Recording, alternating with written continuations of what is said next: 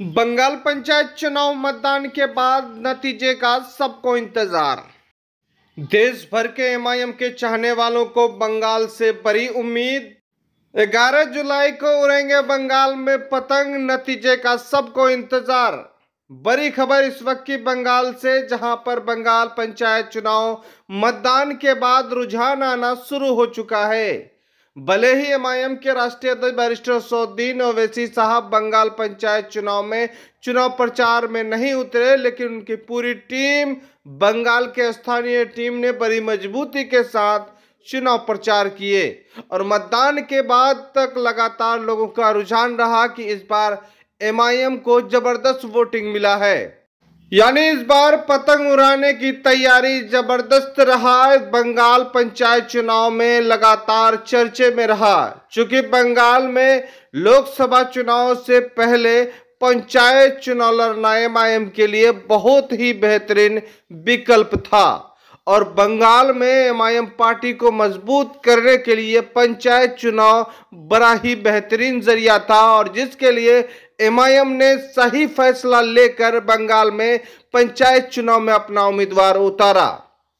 बंगाल पंचायत चुनाव से एमआईएम को बहुत बड़ा फायदा मिलते हुए देखा जा रहा है। जिस तरह से एमआईएम पार्टी को घर घर तक पहुंचा दिया है, उनके निशान पतंग को लोगों के जुबान पर लाके खड़ा कर दिया है। अब देखना यह है कि लोकसभा चुनाव से पहले जो नतीजे बंगाल को पूरा देश के एमआईएम के कार्यकर्ता देखना चाह रहे हैं, वो किस तरह से रिजल्ट सामने में आ रहा है। लेकिन रुझानों से ये मिल रहा है कि बंगाल में इस बार लोगों ने जबरदस्त पतंग उड़ाया है। अब ये पतंग जो है लगातार उड़ते देखने के लिए एमआईएम पूरा तैयारी किया है कि लोकसभा चुनाव में भी बंगाल में उम्मीदवार उतार सकता है। बताते चले कि बंगाल चुनाव के बाद नतीजे का सबको इंतजार है। 11 जुलाई को नतीजे आएंगे, लेकिन चाय और पान की दुकानों में लगातार चर्चा का माहौल है और देश भर के लोग, देश भर के एमआईएम के कार्यकर्ताओं का निगाहें बंगाल पंचायत चुनाव के नतीजे पर है।